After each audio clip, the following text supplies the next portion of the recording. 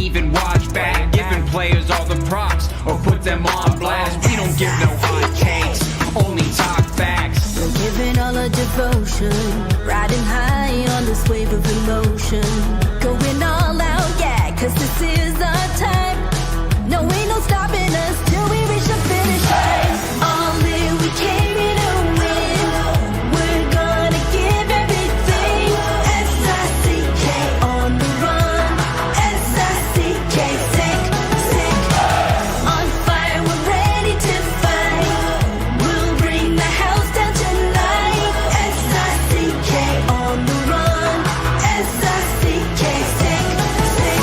Play it on the car ride, play it when you lounge. X and O, you know that we can hold it down. Shout out to my man Sammy, got it off the ground. And to all the listeners tuned in right now, got debates, analysis, and speculation. This is sports talk for the new generation. You know where to find us, got a reputation. Sick Podcast, your #1 sports destination. We're giving all our devotion, riding high on this wave of emotion.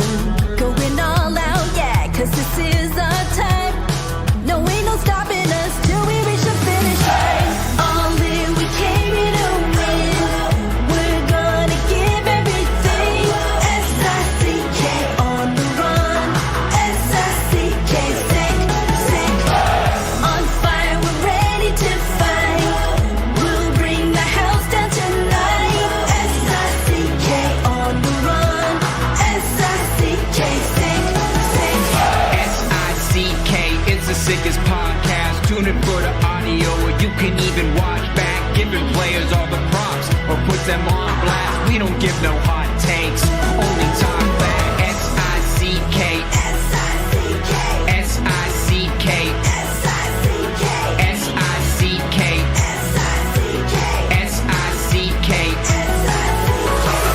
All in, we came here to win. We're gonna give everything.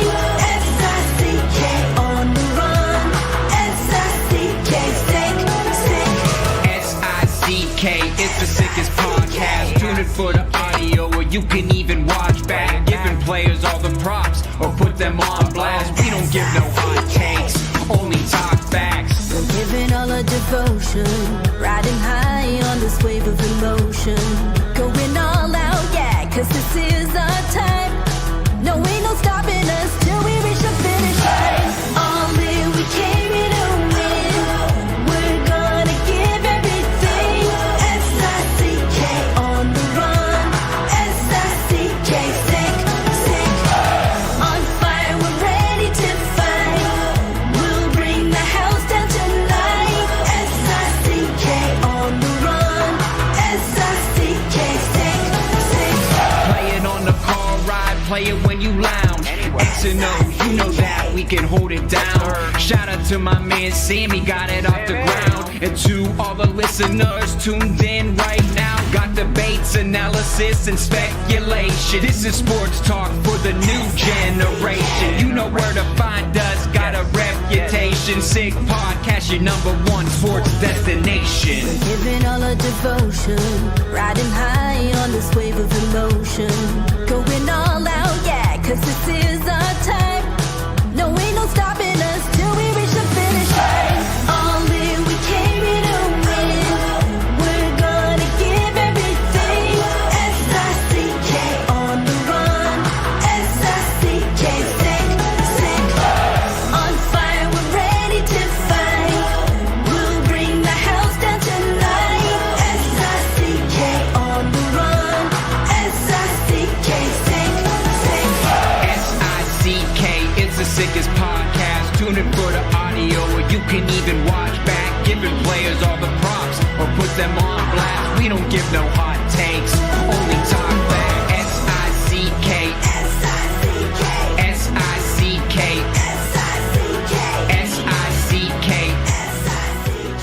S-I-C-K. Turn up your volume. Because you're about to listen to The Sick Podcast. The Eye Test with Pierre, McGuire, and Jimmy Murphy. The Stanley Cup winning Colorado Avalanche. And after 22 years, Raymond Marsh The sickest NHL podcast. It's gonna be sick. Hello and welcome to another edition of the Eye Test here on the Sick Podcast Network. He is Pierre McGuire. I am Jimmy Murphy. Pierre, where on this continent are you today? Hoboken, New Jersey. Oh, there we go. We were talking about that last week. Great place to be in the summer. Enjoy it, my friend. I know you probably won't get to because you're hard at work, but and it is quite hot out. It is pretty muggy. Almost hit 100 again here today where I am in Providence, Rhode Island. But Pierre, you were just back from Toronto and doing your duties as a member of the Hockey Hall of Fame committee. We all saw everyone that made it there, and we'll get to the bigger names in a bit. But I want to talk about the builders first. And I know that you have been a long time an advocate for Jack Parker to get this honor right now. What did it mean for you to see him make it in? Well, anybody that gets in when I've been there 8 years now on the committee, such an honor. And it's something that I don't take lightly. The work that I put into it, and everybody on the committee does the same thing. The professionalism is amazing. So when I see somebody that I really care about get in, whether it be Jerry York or whether it be the late Pierre Lacroix or Jack Parker, it means a lot. You know, I coached against Jerry York. I coached against Jack Parker. Mm-hmm. I competed against Pierre Lacroix. I coached his children at St. Lawrence University. I recruited both of them. So when you have that kind of, relationship with different people, you're really excited for them. And to be called a Hockey Hall of Famer is an amazing thing, Jimmy. Mm. And I know people probably sitting at home saying, "Oh, what's he talking about?" I never take one day on that committee for granted, and I spend 365 days a year. It's not my whole day, but at least once a day since I've been on that committee, I think about, should this person be on? Is this person being overlooked? What can we do to make it better? For that. Yep. And Jimmy knows. I talk to him all the time about this stuff. So I'm very happy for Coach Parker. I'm thrilled to death for his family. I had a nice chat with Coach Parker this morning, which was kind of neat. He just called to reach out, and I thought that was really nice. So I'm excited for him and his family. Really excited. Yeah. Just, for those that aren't so much into college hockey, I think there's a lot more fans now than maybe, in Canada it's maybe when Jack was coaching, right? It's expanded into Canada now. And people know more about it, whether it's because of the draft or the NHL, what have you. But what made him such a great coach to you, Pierre? The ability to communicate and be a real person. Jack, there's only two people that are in the Beanpot Hall of Fame that were put in as players and coaches. Mm-hmm. One is a legendary Bill Cleary from Harvard, and the other one is now the iconic and Hall of Famer Jack Parker. Those are the only two that have gone in as players and as coaches. That's an amazing testament. Think about the great players and coaches that have worked over time in Hockey East or the ECAC back in the day, at BC, at BU, at Northeastern, at Harvard. It's unbelievable when you really think about it. So I think what separated Jack from a lot of people, ability to keep homegrown talent. They did a great job in inner city Boston back in the day. A lot of the public high schools sent players there. But I think, took it to another level, they were able to get kids from British Columbia. They were able to get kids from Alberta. They were able to get kids from Ontario. They were able to get some from Montreal. Alex Chasson won the Stanley Cup in 2018. He's a BU guy, went to Northwood Prep. They did a really good job in Finland, and they did a very good job in Sweden. So, and one of their Swedes, Boumedienne, is going to be a first-round pick probably in this summer's draft. So it just shows you, and Jack's been gone since 2012, 2013. He's been, as far as coaching. One of the cool things, Doc Emmerich and I did one of the last times Jerry York, who's in the Hockey Hall of Fame from Boston College, and Jack Parker played together on national TV. Doc and I did the game at BC. Wow. And I remember before that game, so I'm going to say it was an afternoon game, probably around 12 o'clock, I walked around the concourse with Coach Parker, one direction, and then I walked around the concourse in the other direction with Coach York. It was so cool. It was, nice. And I'm saying to myself, I wonder if they even remember coaching against me. I didn't beat Coach York. Yeah. But we did beat Coach Parker. Wow. So That's an accomplishment. Yeah. Was that during Pierre? Was that like that season it was cut in half because of the lockout? Yes, you are absolutely right. And Doc and I did a lot. We did Harvard, a ton of college. We did a bunch of college. Yeah. games. I remember you going to Notre Dame a couple times. We did. Doc and I were at Notre Dame a lot. But, for Doc, it was a labor of love. He loved going to the college campuses. He knew Coach York from his days at Bowling Green. Right. He had met Coach Parker a few times, but he didn't really know him. We did a Harvard BU game at BU that was off the charts. It was an unbelievable hockey game. Yeah. And it was Teddy Donato against Jack Parker. It was really cool. It was really good to watch. It was fun. College hockey was definitely a great outlet to have then when there was no NHL hockey. I remember that. And then the other builder, Pierre, and I'll admit I did not know much about her until reading about her extensively now since she was elected. But Danielle Savigno, just tell us a bit about her. Danielle Sauvageau is an amazing woman. She's been a Montreal police officer. She's been the head coach of Canada's Olympic team. She's been the head coach of Canada's World Championship teams. She's been a huge part of Hockey Canada on the women's side. She has coached professionally on the women's and the men's side. She's worked with major junior teams. She's been a general manager of teams. She's obviously a big part of the PWHL now. Mm-hmm. She's fantastic. She's the first ever female builder to gain admittance into the Hall. Wow. And that is quite a strong statement by the Hall, by the committee, but it speaks to the professionalism and the greatness of Danielle Sauvageau. And from a cop to a hockey coach, sounds like Pat Burns. No, she's ironically from Quebec. All I'm going to say is she is much more personable than Pat Burns. and anybody that knows, I had a very good relationship with Pat, and I were very good friends. So I say that tongue firmly planted in cheek. But she is. I've had a lot of tremendous visits with Danielle over the years, especially at the Olympics, and I think the world of her. I'm very, very happy for her, and I'm really proud of the committee for making a really strong statement about, hey, there are women builders out there too. She's the first, but I can tell you she will not be the last. Yeah, you're great point there, and good say. I was going to ask you about that when you told me that she's the first as a woman builder. How much have you noticed, Pierre? And you don't have to get into details, but in terms of the committee starting to look into that and recognize the building on the women's side because of the rise of women's hockey over the last 10 to 15 years, how much have you seen momentum build with that? Momentum's pretty significant. I think a lot of that has to do with Lanny McDonald. A lot of it has to do with Ronnie Francis. A lot of it has to do with Cassie Campbell-Pascal and Cami Granato being on the committee now. Bob McKenzie has done a fantastic job really researching it and making sure it's viable, and it truly is. Yep. So there are a lot of people that really care about women's hockey. I can't get too deep into the weeds because I will never breach a confidentiality, but I don't think there's one person that sits on that committee that doesn't listen when the women presentation go on. And I think most people are far more informed now than they were when I got on the committee 8 years ago. Good stuff. Hey, our quick friend, you're on with Marek today? Or you won't? You'll be. No, I'm on Friday for 3 hours. That's right. You want to tell everybody too where they can find it? Jeff and I are doing the draft show on the sheet. Jeff approached me about 3 weeks ago to do this, and I said 100%, dude. I'm all in. I love the draft, and so I'm excited. We'd start Friday, I think 7:00, go to 10 or whenever the draft's over. It's going to be like a TV show. Cool. I talked to the producers today, so we got a lot going on. It's a lot of guests lined up. They'll be fun. No, the draft this year, Jimmy, it's very fluid.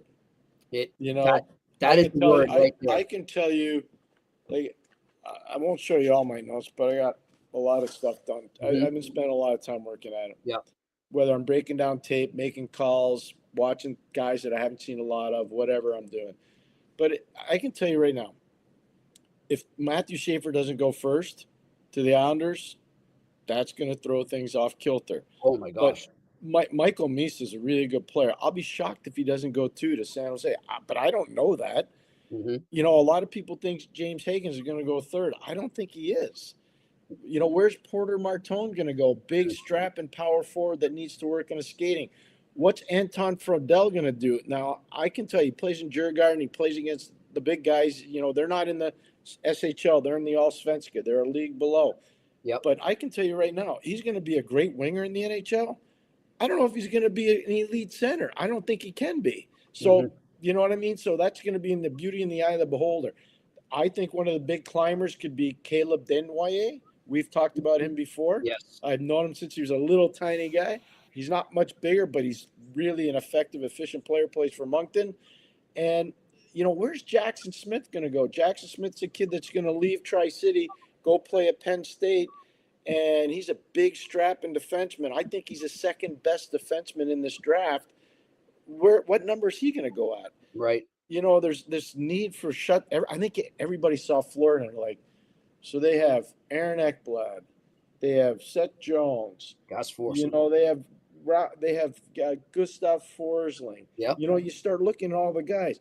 They have Kulikov, they have Schmidt. You know, you start looking at all the guys they have, and you're like, okay, you know, maybe we're not good enough on defense. So I think there's going to be a premium on defense.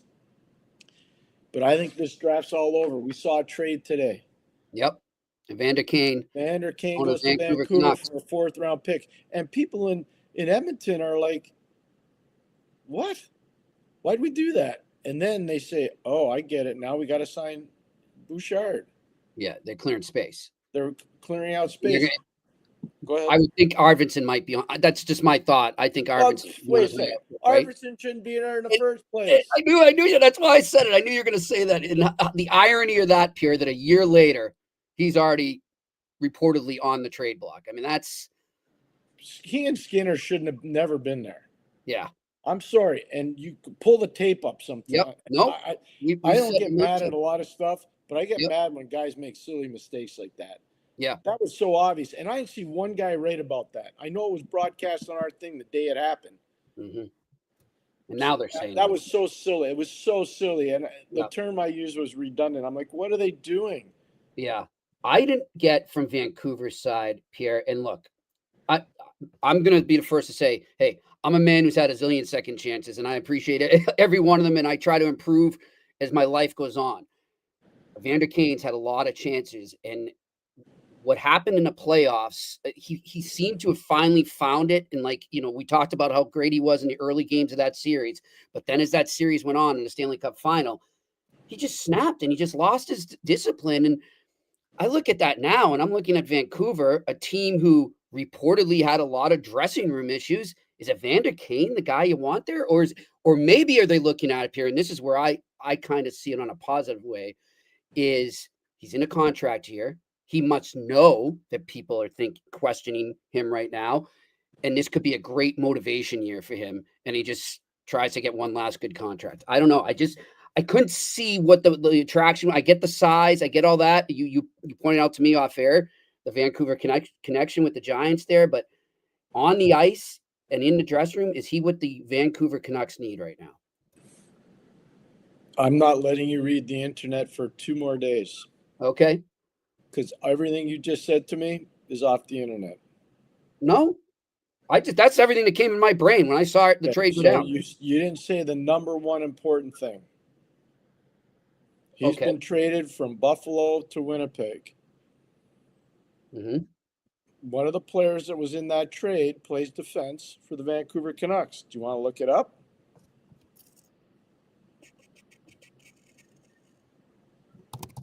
I will. See, now the people at home get to see what I do with you every day.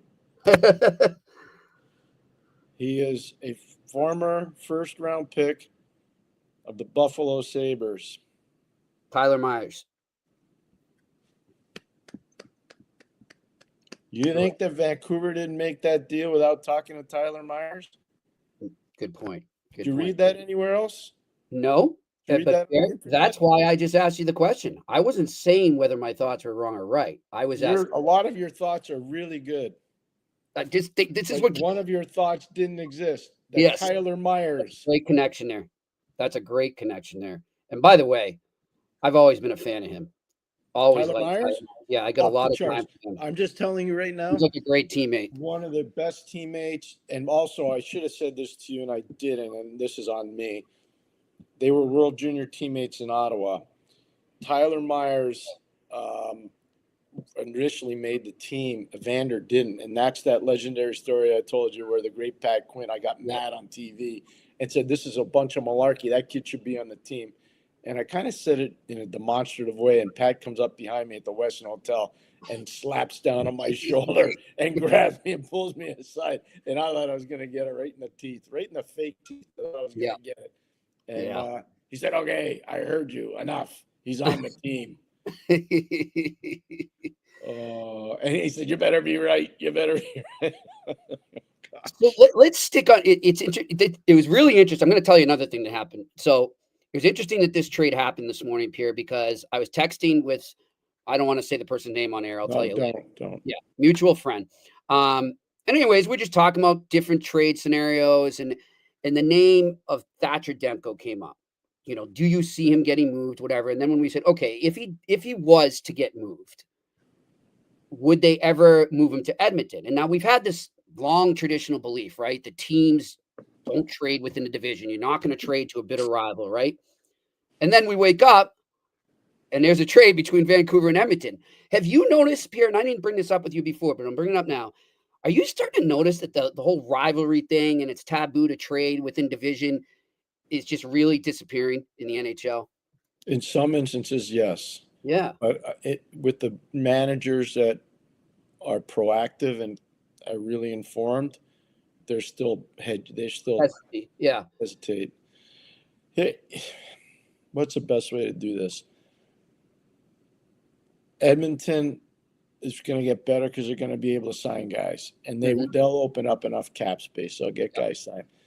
The most important thing that's going to happen today for them, though, is what's going on in the meeting that's going on in Toronto right now with Stan Bowman and Jeff Jackson. Great segue. Yeah. With Connor McDavid's people. Because if Connor doesn't like what they have to sell, that's not going to be a good day for Edmonton. If Connor likes what they have to sell, and and I think Stan will be proactive in a very positive way there, then I think things will be good. But today, that's a big day for the Edmonton Oilers. Big day. Very, very. And on that note, too, Pierre, and last topic, and then we're going to get to the Q&A because you got to get right out of here in about 7 minutes.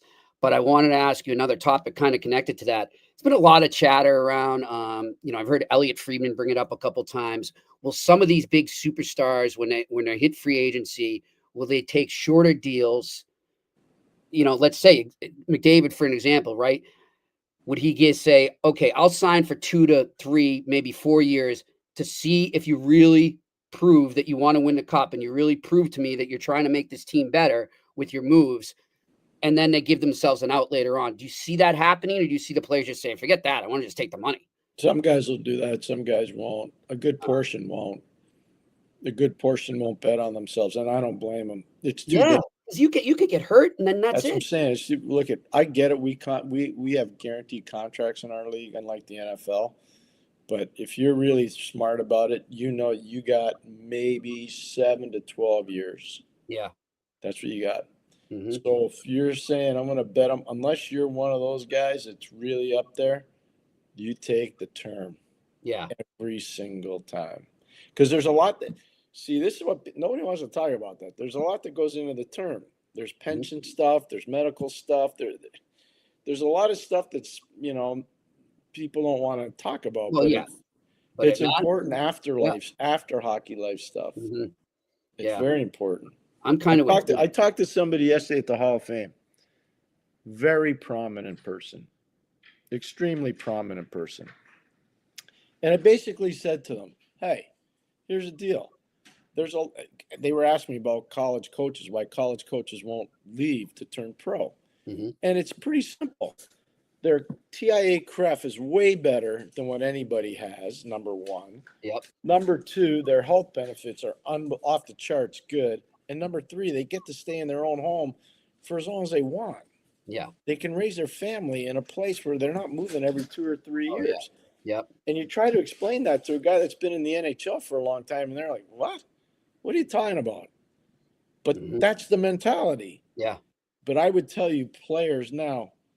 So this is a good story. This is good for the fans out there. Okay.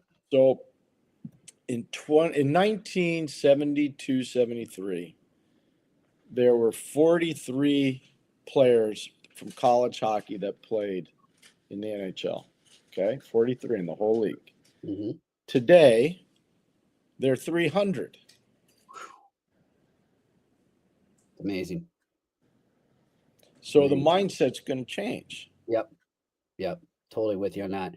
And just going back to Pierre, I mean, I'm not disrespecting any player that wants to win, and that's his priority. I get that, and I respect it. But I'm with you. Like, you got to think of yourself too. I mean, and know that it could end tomorrow. You could wake up and blow out your knee, and that's it, and you're done. So, Oh, wait a second, Jimmy. I worry about guys all the time because the game's never played faster, never played harder, never played with more skill. And think about what happened. And this is from friends of mine, again, on the committee that are very prominent people. Do you know what they call the Four Nations? Which is what we called it. They called it a nothing tournament. oof. A nothing tournament. Wow. What were we saying? Yep. And think of all the injuries that came out of it. And that's why it was brought up. Yep. The injuries. Yeah. Yeah. It's interesting. We'll see what happens with that. Pierre, I know you got to go in a couple minutes. No, questions first. So we got. All right, let's do a couple questions here before we let you go. All right, let's go. You know what? Let me tell you about Betway quickly. You can still go all the way with Betway and get back $200 credit, even if your first bet loses. Go to the QR code right in front of you there, or go to the details section on the website to create your account and redeem your welcome offer. The offer is not available in Ontario. Terms and conditions apply. You must be 18 plus and always bet responsibly. Let's go to the questions. What do we got? Tom Metvia. Hey, guys, quick question. Any chance the Bruins could somehow pull off a trade for Jack Eichel? No. I know it's a long shot, but with his Boston roots, I wonder if that could ever be in play. Thoughts? I'm with Pierre. I don't see it happening. I don't see it happening. He's too important to Vegas, and I know he's got a contract situation coming up. They really laid it out there to get him. I'm not saying never, but I would be shocked. Yeah, I'm with you on that. All right, next question. Sheldon Hughes. Why is Theo Fleury not in the Hockey Hall of Fame? He has great numbers, Stanley Cup, Olympic gold medal, overcame abuse, but small. I know you're not really allowed to say anything. All I can say is we'll see what happens down the road. It took McGillney 16 years. Yeah, by the way, that was amazing that he finally made it in. Congratulations to him. I just want to say this. It's called the Hall of Fame for a reason. It's an amazingly difficult thing to gain admittance to. Yes. And we're in such a rush in society for everybody to get it like instantaneously. Like, they're names of players, really good players, that aren't in the Hall of Fame, and they probably were better than Theo. And the numbers wise, they are better than Theo. And so, like, it just take, like McGillney, he's in. He's a Hall of Famer. Doesn't matter how long it took. He's in the Hall of Fame. Yeah. Don't be in a rush. It's hard to do. It's One of our, I think it might have been Randy, I'm not sure, but one of our listeners brought up yesterday, Claude Provost, Pierre, 9 Stanley Cups and not in the Hall of Fame. Claude Provost is one of the best two-way players in the history of the sport. He is. And he won 9 Stanley Cups. So some people would say if he played in, let's say, Chicago back then, because he used to play against Bobby Hull all the time when Chicago played Montreal, or he played against Gordie Howe when Montreal played Detroit. He's always the matchup guy. But what happens if he gets traded to one of those teams before he wins a cup? He may not win a cup. Yeah. Because they didn't win cups. No. So it's, you got it. Like, it evens up. But they're also in closed defense. There was only 6 teams when he was playing. And another thing that's really important on that, there was no best defensive forward award. So he doesn't have any major trophies. He would have racked up some Selkies. Probably. I imagine. All right, next question. It's hard. It's really hard. No, I'm just saying It's a very good point, but see, you know how you just throw that name at me? Like, Yeah. I'm just every day, every single day, I think about guys that could have been, should be, potentially will be. I don't spend the whole day doing it, but probably give it a half an hour every day. Wow. All right, next question. Franco, Pierre, last year you thought the Habs would go big fish hunting in the offseason. Yep. They got Line.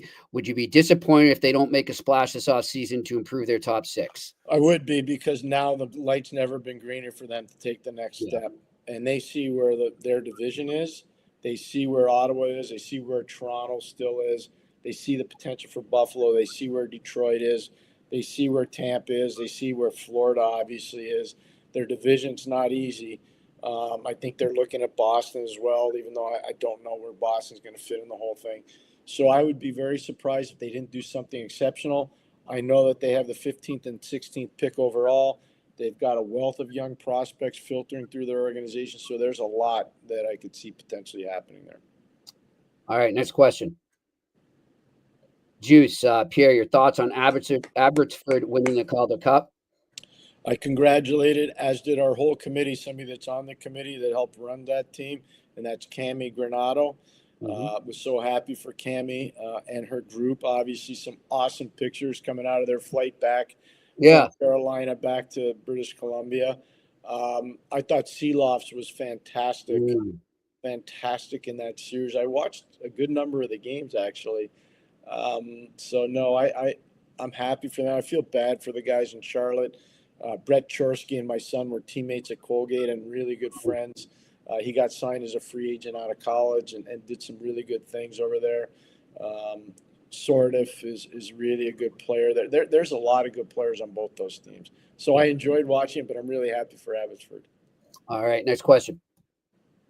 Big Bill, Pierre, with Kane getting traded out of Edmonton, I don't see who can fill his role in terms of goals and points. Is the Oilers' cup window now closed? Oh, because there's a guy we're all forgetting all the time, Zach Hyman. We're all forgetting Zach Hyman didn't play.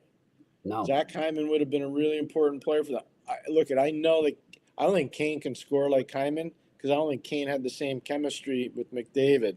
Mm-hmm. But I also know Kane was an important part of that team. And, Jimmy, I've said about Evander forever, I only go by how people treat me. And I know people have treated him badly, or he's treated people badly, but never treated me badly. I got to run here. I got to take this. Okay, you do it. No problem. Bye. We'll talk to you. Is Pierre McGuire on the eye test? Let's continue the questions here. What do we got?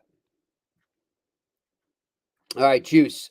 With now being a two-time Stanley Cup champion, should Matthew Tkachuk be the captain of Team USA at the 2026 Winter Olympics? Honestly, Juice, I haven't thought about it yet, but I think he'd be a great candidate for sure. He's got that captain mentality. I'm just trying to think other guys off the top of my head on USA. I mean, what about Matthews? I would do Tkachuk over Matthews. Maybe Eichel. I'm not sure. But, yeah, there's a lot of good candidates, but he's definitely one of them. All right, next question. Randy Workman. Do not most rebuilding teams acquire expiring contracts to gain more assets at the deadline? Could this be the reason why the Canucks acquired Kane? I don't think the Canucks are rebuilding, Randy. I don't. I think that the Canucks are going for it. Like, they're trying to reshape. Like they want to kind of restructure their lineup a bit, but they still think that they're in a window to win, from what I'm told from people I know there. I don't think they're necessarily at the rebuilding stage yet. You still got Quinn Hughes. You still have Elias Pettersson. I know he's coming off a horrible year, but you still got him. He's still a very skilled player. They've got other guys. Thatcher Demko, if he stays healthy, though, I've got a really good feeling. This is just my feeling. I'm not reporting this. It's just my gut. He will be traded by the end of the summer. But there's a lot of things going on where they're not necessarily going back and starting over. They're just trying to reshape, because think about it. A couple of years ago, they thought they were knocking on the door. Then all hell broke loose in that locker room, and the JT Miller, Pettersson stuff, and then Tocchet leaves. They're just trying to redo things right now. So I'd slow down there. But in terms of your question in general, yeah, like watch the San Jose Sharks right now. Okay. They're not even at the cap floor right now. Go look. They're not at the cap floor. they are going to have to take on some big contracts just to do that, just to get to the floor. So that would be exactly what you're talking about. I think that's a team, when it comes to what you're speaking of, that's a team I would watch right now in terms of taking on some big contracts. All right, next question. Yeah, somebody says, Brett Favre says, Jimmy Rutherford never rebuilds. He keeps trading. You're right. Randy Workman, do the Mammoth keep their pick? I think that's one of the $1 million questions of this draft right now, by all accounts. I don't have an answer for that. If I did, I'd probably be making a lot more money.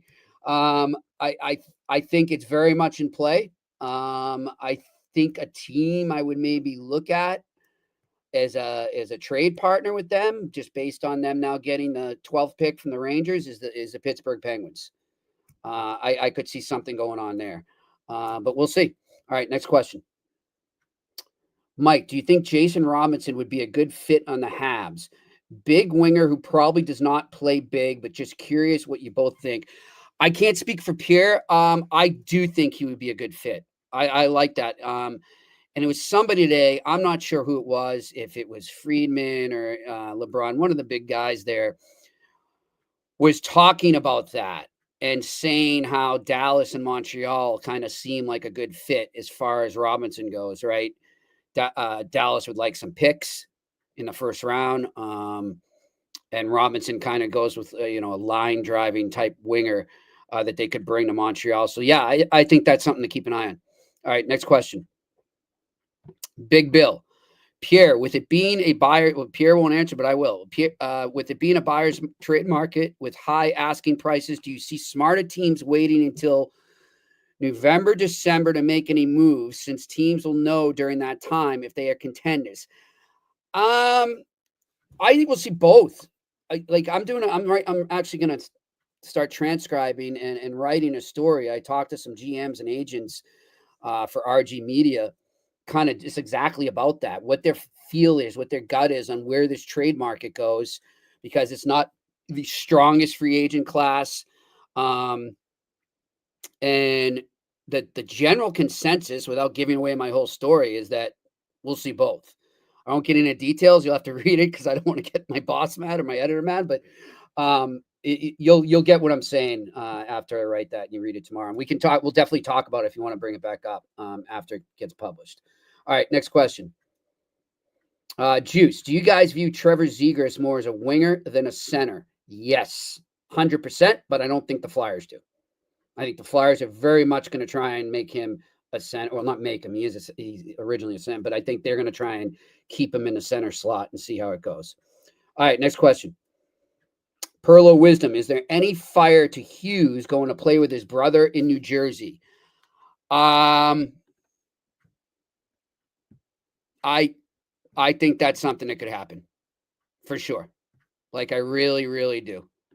I think, and see, this is what I'm saying, going back to the question about Vancouver, are they rebuilding? No, they want to get as good as they can in order, like how Edmonton's trying to prove themselves, the hockey ops are trying to prove themselves to McDavid right now.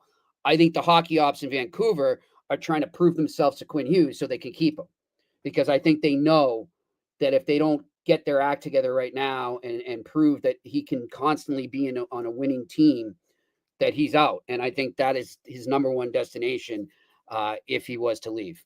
All right, next question. Ian Lewis. If Hugo, of course, that's Kent Hughes and Jeff Gordon, can't find a proper 2C, how or who do they cover that gap until the right move comes along? I don't see them taking a forced bad deal because they have to. I think they'll be patient. I agree 100% with that. And as far as the who, well, if he's healthy and he can stay healthy, you know where I'm going with this. Kirby Dach. I don't think they move Kirby Dach unless they've secured that 2C, because then it's like the dominoes won't fall the right way in terms of their depth. And then you wonder, okay, so they don't get that guy, right? Then what does that mean for Owen Beck? Does he elevate if he makes the team? There's a lot of different scenarios going on there, but I agree with you. They're not going to force a move just to make it. They're not going to just take the big name on the market there just to say, look what we got. They're going to take the right guy, and whatever that costs, they'll pay it. That's the way I look at it with the Canadians right now. So good point by you. Next question. Franco. Sen's got some cap space to work with. 10.8 million. Only Giroux to sign. Do they make a move with extra space or become a victim of the Canadian market not being able to spend to the cap? Okay, couple things going on there. In this rising cap market, I don't know if 10.8 is a lot of space because the contracts are going up, if you follow me. So let's say they're eyeing a guy that's 6.5 million. That's what he would be like last year or the year before. That guy might now be, if he stayed the course with his stats and his performance, that guy might now be an 8 million guy, right? So now all you got is 2 million left. If you're still going after that target you missed on last year, they're in on a lot of things. Okay. I know in RG Media, my colleague Marco wrote about Rasmus Anderson. That's a defenseman that the Senators are interested in right now. But you know, they're an interesting team. Like, I don't know what's going to happen there with Giroux. I thought it would have been done by now, but then again, maybe they're working out one of these deals with all the bonuses and all that. And so we'll see. I think a lot of these questions for a lot of you guys, I think we're going to find out in the next 5 days. A lot of these questions will be answered. All right, next question. Ben Chapeteau Cats. Jimmy, do you think the Bruins make their pick at 7? I don't know yet. I still think that pick is very much in play. In fact, I saw tweets. I wasn't at the press conference today. Don Sweeney held his pre-draft press conference in Boston. By the way, kudos to the Bruins on amazing new old uniforms. And I don't know how you want to look at it, but they're basically the uniforms that I grew up with in the 80s and early 90s. I love them. They're awesome. So that was some good news out of the Bruins. But then Sweeney held his pre-draft, and I believe, let me pull it up, I saw Ty Anderson from the Sports Hub tweeting about it. Or it was somebody else said he is still contemplating what he's going to do with that pick.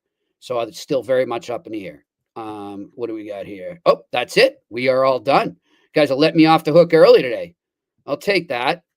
Though I don't know if I'm going to go outside. I'll probably just watch the Red Sox. Got a nice matinee going on against the Angels right now, and I'll start my stories that I told you about. But I appreciate one more question there on the Bruins.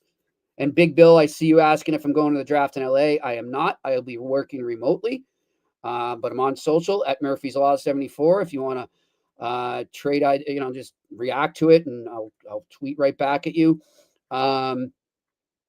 And then let's see. Yeah. Hey, Jimmy, FFFF. What's happening with Geeky? Is Boston going to sign him, or do you think he will leave? What are you guys, mind readers? That's the other story I'm doing tonight. So you'll find out tomorrow, or you'll at least find out what is happening, not what will happen, but you'll find out. And Don Sweeney did touch on that. He said, I am on Blue Sky, Big Bill. It's the same law, Murphy's Law 74, except with the Blue Sky thing at the end. Sweeney said they're constantly talking, but there's not much progress going on. But as he stressed, things can change with one phone call. So I'll have an update on that tomorrow at RG Media.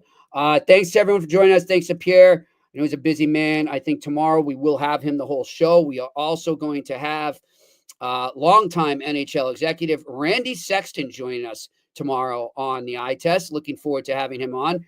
He's done a lot of scouting for drafts, a lot of pro scouting. So going to talk to him about the life of a scout and what it gets to be like as you get down to the final days before maybe your picks or your suggestions come to fruition for the team you're working for. So should be an interesting conversation with Randy Sexton. You won't want to miss that. Thanks to Shane working the boards. And to everyone out there, have a great night. We'll talk to you tomorrow on the eye test here on the Sick Podcast Network. And that's a wrap. Hope you don't miss us too much until next time. Follow the eye test with Pierre McGuire and Jimmy Murphy on YouTube, Facebook, Google Play, and Apple Podcasts.